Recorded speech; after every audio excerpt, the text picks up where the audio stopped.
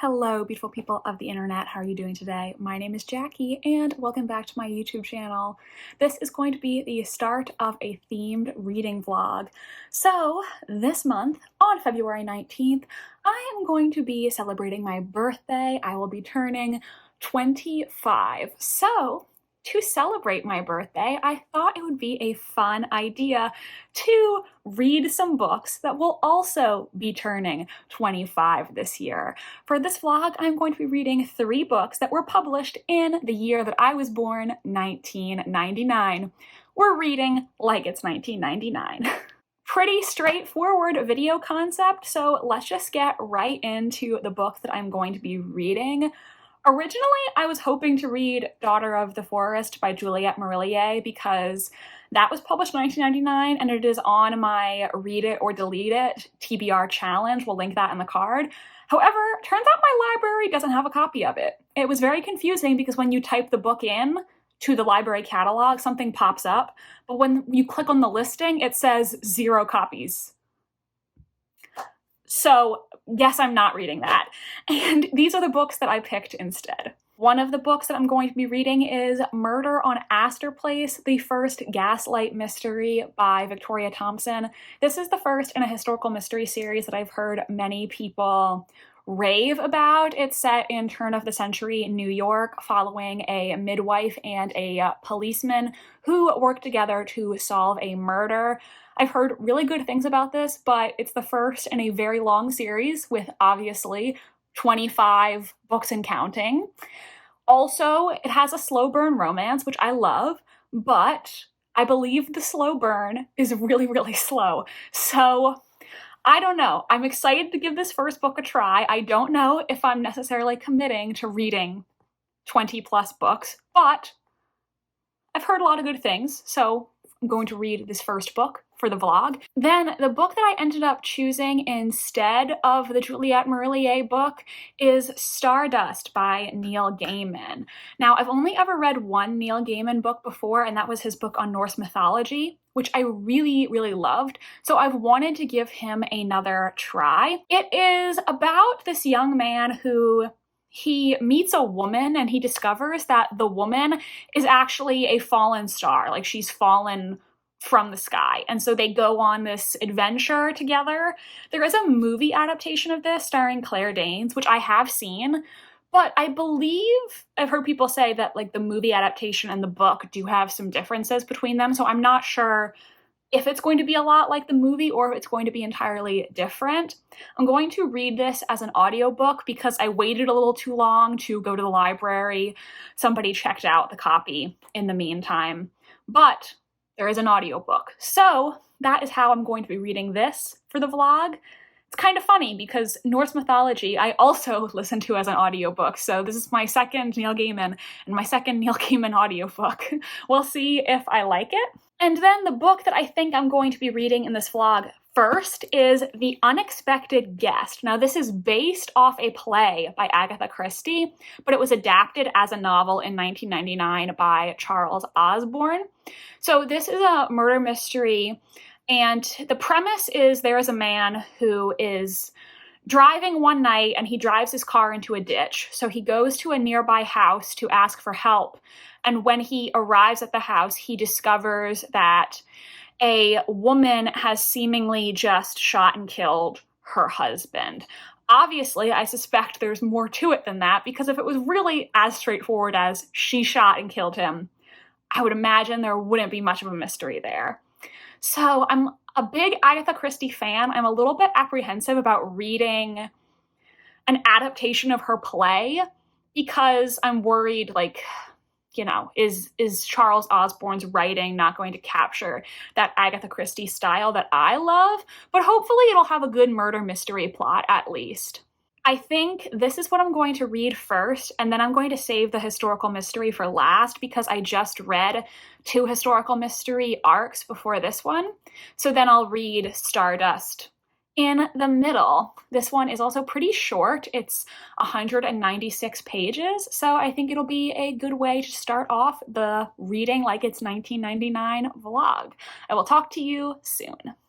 Hello. So I have finished reading The Unexpected Guest by Charles Osborne, based on the play by Agatha Christie. And all in all, I thought this was pretty good. I'm going to give it a 4-star because I did enjoy it. So this is based off an Agatha Christie play. And it begins with this man who he comes up to a house in the remote, like, Welsh countryside. This man, he says, hey, I just drove my car into a ditch. You know, can you help me? But when he, comes into the house, he finds that there's a woman standing, holding a gun over the body of her husband. And she tells the unexpected guest, I just murdered my husband. However, he decides that, of course, there is more to it than that, because then we wouldn't have a story. I did think this was an entertaining read. It wasn't the most shocking, and the reveal that comes at the very, very end, I figured that's what was going to happen for many chapters. So it wasn't really surprising. I thought it was like, yeah, clearly that's where this is going. It was entertaining. It was fun. I told you that I was a little nervous about reading this because I didn't really like the idea of somebody adapting Agatha Christie's work. And I think he seems to have really just been very faithful to the original script, because the story still has a sort of script-like quality. When you're reading a novel, one thing that you can do in a novel that you can't do in other forms of fiction is you can get characters' internal thoughts. You can get their internal consciousness, how they process emotions and the things around them. And this book really doesn't have any of that. I don't know if there's really any point where you really get into the thoughts of the characters. It's just describing external things, if that makes sense, like you would in a script. So it's dialogue saying, oh, this is here, this is there. What they didn't notice was that so-and-so was in the background, things like that. So it seems like he really did just take the script for the play and adapt that into a novel form without adding really anything to it, which is both good and bad. Obviously, like I said, I appreciate that he was faithful to Agatha Christie's story.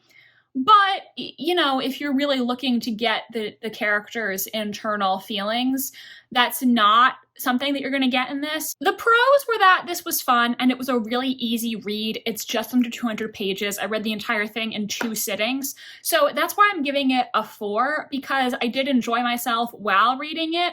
And I don't think I'll go out of my way to recommend this to people. But if you're a big Agatha Christie fan and you've been thinking about reading this, then I think it's definitely worth trying. So pretty good.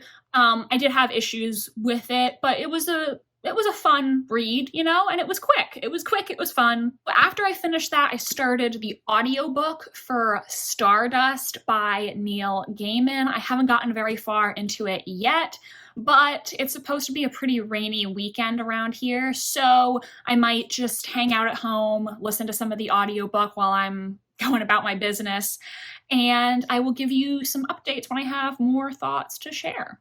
Hello. I am sorry if the lighting is not very good in here. It is nighttime, but I wanted to give you an update because 2 nights ago I finished Stardust by Neil Gaiman, and I'm going to give this one a 4 as well. I thought it was just overall a really delightful, fairy tale-like story. So the basic premise of Stardust is we're following this young man named Tristan Thorne. In the movie, I think his name was just Tristan, which is easier to say, but there's an extra R in there in the book.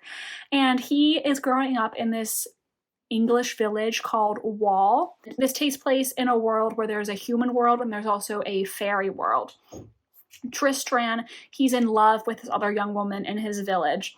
And one day they see a falling star. And the young woman says she will give him anything he wants, including her hand in marriage, if he goes and retrieves the star for her. So Tristan goes off on a journey out of Wall into the fairy world. But when he finds this star, he discovers that the star is actually a woman named Yvain. So he goes on a journey with her to bring her back to his village, and there are other people who are also looking for Yvain for their own purposes. It was just a really nice story. I enjoyed the audiobook as well. I'm not a big audiobook person, but this one was a pretty good one. I have seen the Stardust film. I've only seen it once, and it was years ago, so I don't remember it perfectly, but I feel like they're hit a lot of the same points, though there are some differences. There's more magical creatures in the book. Like the book, there's a part involving a unicorn. I don't remember there being a unicorn in the movie. Also, the pirates don't play nearly as much of a part in the book as they do in the movie. One thing that I liked better in the book was the character of Victoria. I thought she was more well-rounded and well-written in the book, whereas in the film, she's a very one-dimensional character. The book also ends slightly differently from the movie and has a different tone, whereas the film is much more traditional Hollywood, like storybook ending. But ultimately, I think that I did enjoy the movie when I watched it, and I enjoyed this book too. The audiobook was a good listen. It was quite delightful. If any of you out there are Neil Gaiman fans, let me know. Are there any other Neil Gaiman books that I should read? I would like to hear your recommendations. All that being said, there's just one book left for this vlog, and that is Murder on Astor Place. So I'm probably going to start this before bed tonight, and then I will update you when I have some thoughts. I have been reading this book, and I already have a theory on what is going on here, and I just want to let it be known that if I end up being right, I predicted it on page 45, for the record, but we'll see. Page 45. Hello, so I have now read a little over 100 pages of Murder on Astor Place, and to be completely honest, I'm not loving it like I hoped that I would. It's not bad, but considering so many people say it's one of their favorite historical mysteries, I'm a little underwhelmed. Basically, I'm gonna tell you like the premise, and it's gonna sound like I'm giving a lot away, but everything I'm about to tell you happens in like the first 30 pages. So we meet our two main characters, Sarah Brandt and Frank Malloy. And Sarah is a midwife. She actually originally comes from an upper class background, but now she is working as a midwife and estranged from her family. She goes to this boarding house to deliver a baby. And while she's there, she sees this 16-year-old girl who looks a lot like a woman that Sarah used to know when she was living in high society. That girl then ends up being murdered. So when Sarah returns to check on the woman who just had the baby, she finds out this girl has been murdered. And Frank is the detective sergeant on the case. Sarah discovers that this girl who has just been killed actually is a member of this family. So the old friend of Sarah's that she thought she looked like, that is actually her much older sister. And so she kind of gets interested in the case and wants to investigate it. So she starts digging into the case, much to Frank's chagrin. I like Sarah. I have to confess, I really do not like Frank that much at this point. And clearly they're setting him up for some character development, but ooh, right now, it's a little rough with him. We get both Sarah and Frank's perspectives, and some of Frank's internal thoughts, I'm not a big fan of, because he is kind of misogynistic. Like twice in the 100 pages, when he's interacting with Sarah in one scene and another woman in a different scene, he thinks about like how she's like those annoying suffragettes. Yeah, campaigning for women's rights, like so annoying, just, oh my God, can't stand that. And then also, so the book talks a little bit about how corrupt the New York Police Department was in this time period. And basically how it was, at least as depicted in this book, is that the police would really not work that hard to solve a case if the victim's family wasn't paying them, you know, giving them a little extra monetary incentive. So they really weren't trying that hard to solve murders. And Frank literally acknowledges that he would work harder on a murder investigation if the family is rich. And we find out he's been saving money, basically trying to buy his way into a promotion, because promotions are not given based on merit. They're given based on who has the money. I just really don't like him because he's casually sexist and also a corrupt officer. And obviously they're setting him up for character development. So it's not like this is always going to be his character, but it's making it really hard for me to like him. Like, I do not like reading about him at this point.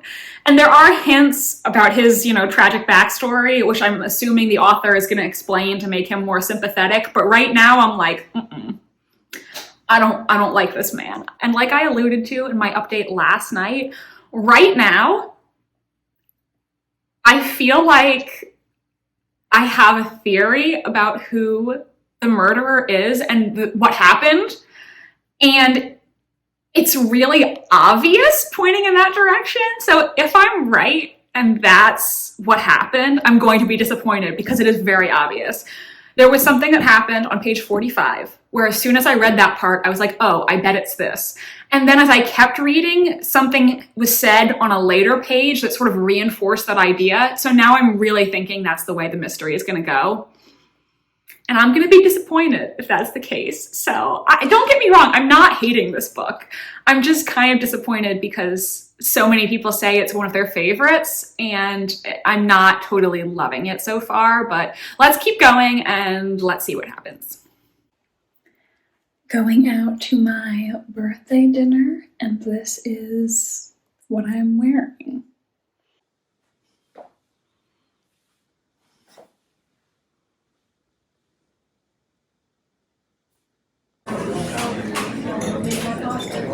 What is that?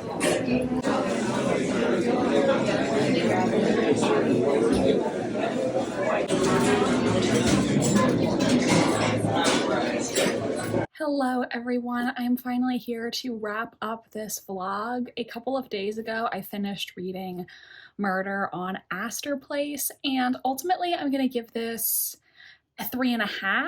I did start to enjoy it more as the book went along, but ultimately I didn't feel like it really was a 4. I feel like I had too many issues with it to give it a full 4, so I just decided on the 3.5.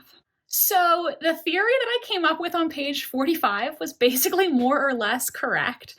I didn't get it perfectly, but yeah, like I figured out some of the main points of the ending.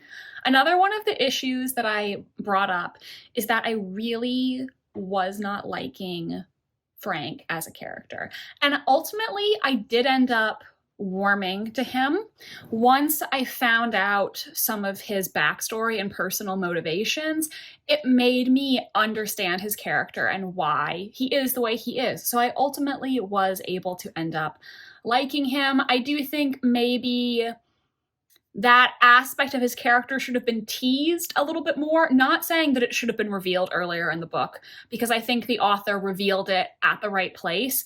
But I think, like, in his very first scenes, there should have been some hint, because basically, okay, without spoiling it, we find out that there is a reason why he is really wanting to rise in the police ranks no matter the cost.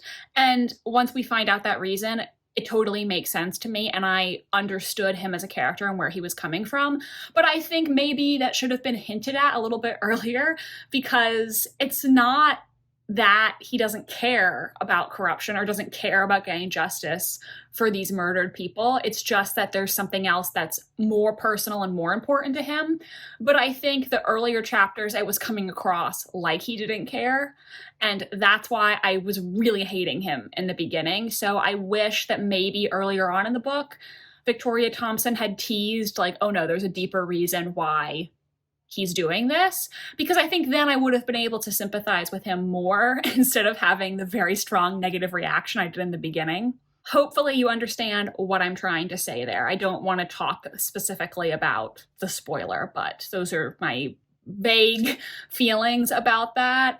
And I also feel like him being sexist towards Sarah is something that just kind of went away.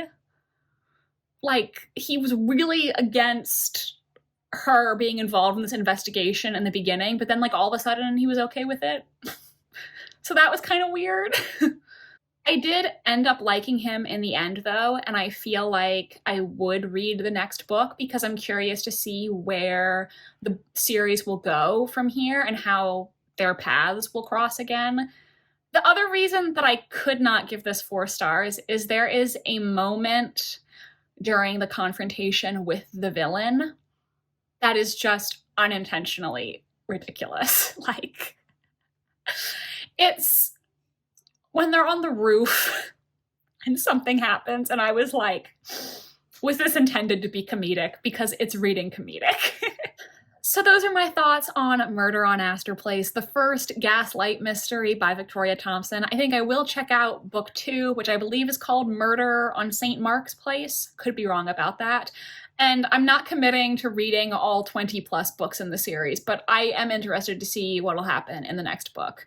But that is it for my reading like it's 1999 video. I hope you enjoyed. If you did, please give this video a like. It really does help my channel so much. And subscribe to my channel if you want to see more from me. I post new videos every Wednesday and Sunday. My social media links are down below if you want to follow me on Tumblr, Instagram, or be my friend on Goodreads. Thank you so much for watching this video today. If you're still here watching, why don't you leave a birthday cake emoji in the comment section down below. And I hope you have a stellar rest of your day. Bye, and I'll see you next time.